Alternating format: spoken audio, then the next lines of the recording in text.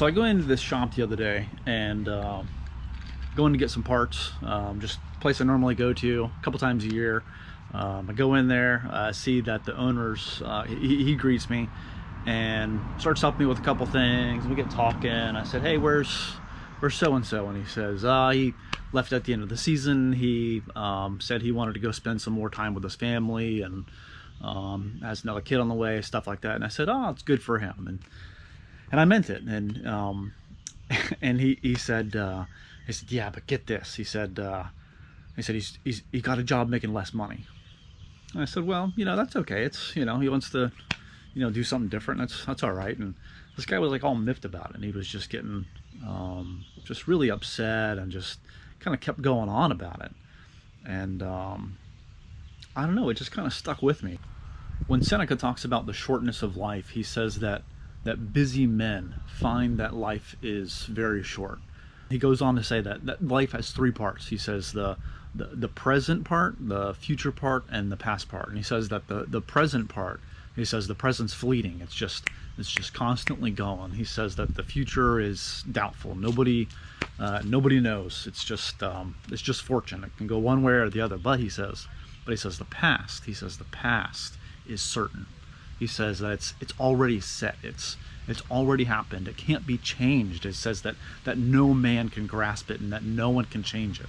And he goes on to say that people who lead lives that are too busy, they lose this time. They lose the past time. It's not that in a way that we've all lost that time, that we can't get it back, but it's that they've lost it in a way that they can't look back at it in a way that is beneficial to them. And even if they do take the time to look back at the past, it's just painful and full of regret, and they're not willing to make any changes. They're not willing to look at the past and say, okay, this worked and this didn't, so now I'm going to do something different.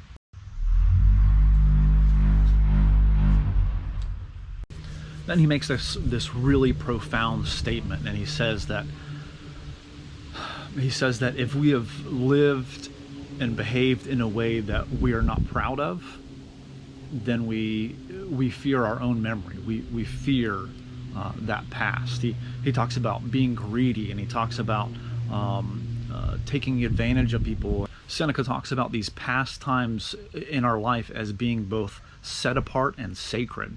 A lot of times we think about the past as just being lost. It's like, oh, I can't get that time back, or maybe you watch a movie and you're like, oh, I'm never gonna get that hour and a half back, especially after it was a terrible movie. But Seneca says that this pastime can still be had. It can still be relived in a good way. But he says if we're too busy, if we don't review it, if we don't hold on to it, then it's just going to be fleeting. That time, it's going to be gone even before it comes.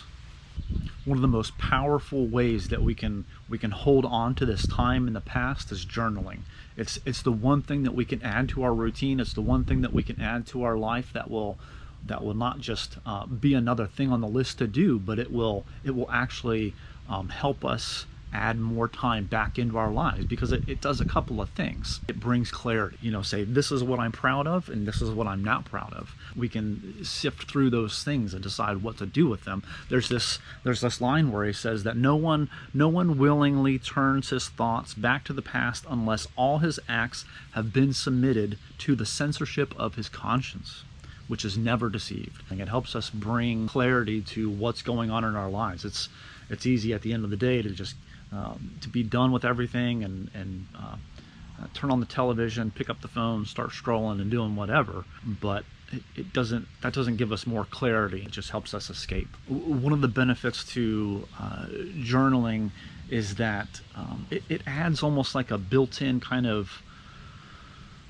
almost like progress report into our brains. It helps us be like, okay, I did this and I did this and I did this and I did that progress. But if there is no review, if there is no tracking of the days, then they just seem to go one into another. And I talk to people all the time. I talk to clients all the time, and I was like, hey, do you read? Do you journal? Do you do this? And everybody that I talk to about journaling, it's like, oh, I've tried it, but I didn't really stick with it. I'm the same way. There were so many years that I tried to journal, and it was just a chore. But it wasn't until getting this concept of reviewing it and making it concrete and adding clarity and not just it being a task, that's when it really became beneficial. Seneca quotes Fabianus as saying that we cannot. How does he put it? He says that we cannot defeat our passions by nitpicking or trickery, or I'm definitely butchering this, but he says we can't defeat our passions with trickery or nitpicking. He says, but they must be crushed. They must be destroyed. And it's funny that he talks about this in the context of journaling. It's so many times I think we think we have to just muscle through it or get through it through life and through whatever else is going on. But in order to really crush life, we have to slow down. We have to journal. We have to examine. We have to review the day every day. So it's a great time if you want to read On the Shortness of Life, number 10. That's the letter I'm talking about, but great little read. Hope you guys have a thoughtful day.